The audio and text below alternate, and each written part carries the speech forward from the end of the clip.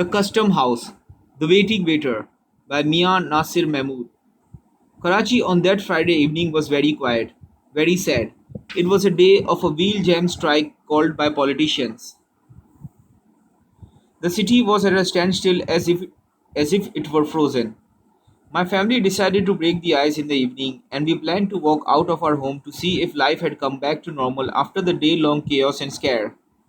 It was the habit of our family to always get out of our home on such a day and move about in the breezy Karachi evening regardless of the circumstances.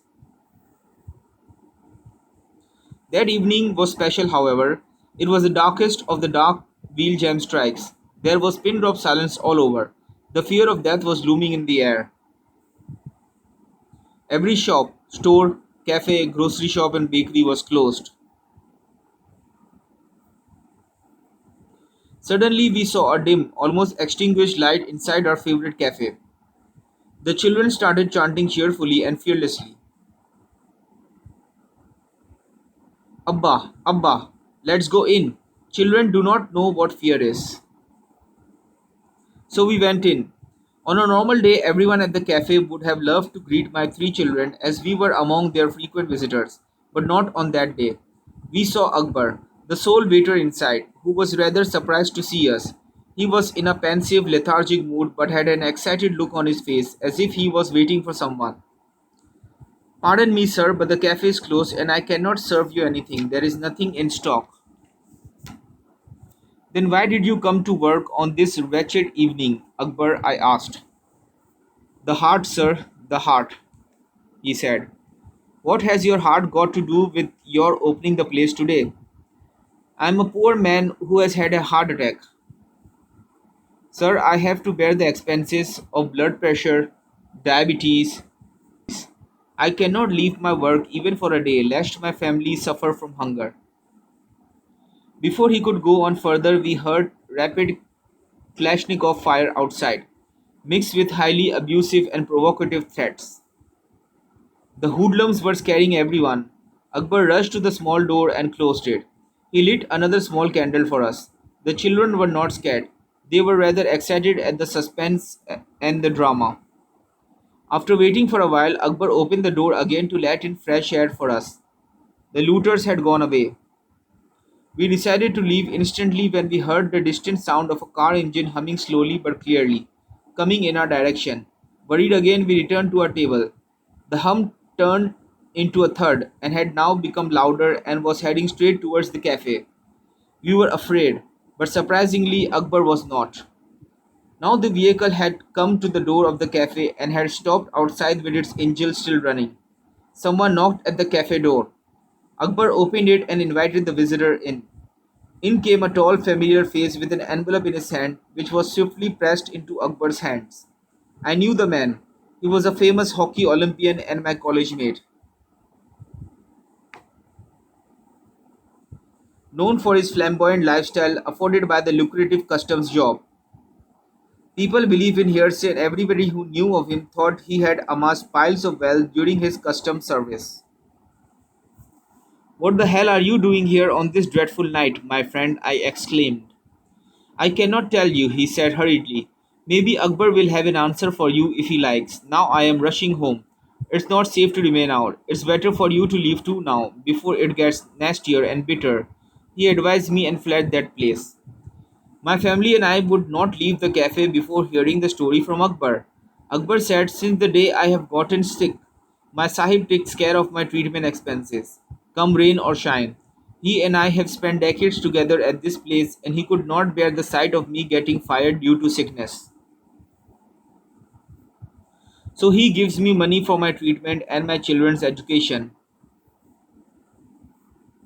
He has promised to take it back once my son starts earning, but I know he will not.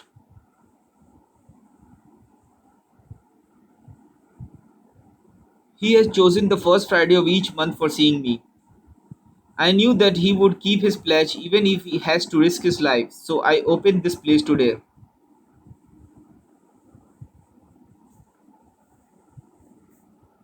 That Friday evening, I left that cafe with a little moisture in my eyes. My wife and I were amazed at how the world looked at things. We were silently admiring Tanveer Dar, in a language quieter than the quiet of that evening. We had once again learned the lesson of love. We had again come across a feeling lost to this material world and to this beloved city of Karachi, which was turning fast into a city of killers of love. We had learned it from a person who was perceived by many as someone loaded with illicit money. He had come a long way to talk to a poor man in the language of love, a poor man who could not probably return his favor. He had risked his own life to save another life but did not betray the trust of that poor man.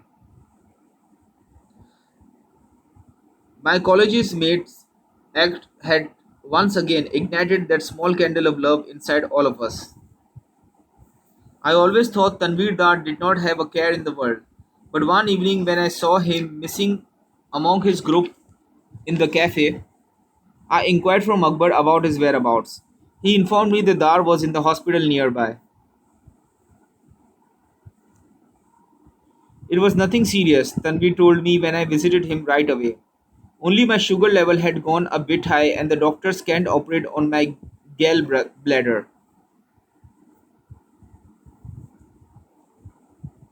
And then he burst into loud laughter. There were few people and more utensils full of food in the small hospital room. This was enough for me to understand the time limit fixed by the doctors to bring his sugar down.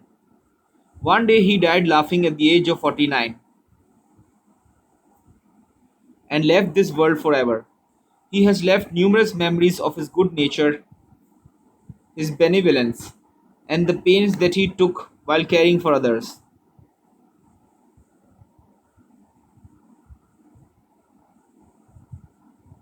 He might have become a rich man, but his soul, deep inside him, was that of a cheerful, loving, and humane little child not spoiled by his riches.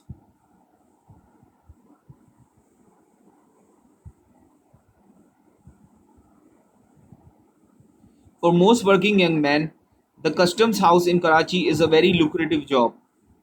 Some come to join customs through the CSS examination and are appointed as assistant collectors. A large number of employees, however, join customs at the lower grades, some of them on the basis of their sports abilities. Pakistan Customs have been great promoters of games, hockey in particular, because of the funds that they can generate for the promotion of games. Tanveer Dar, a customs officer at a lower level, was a great hockey player and an Olympian.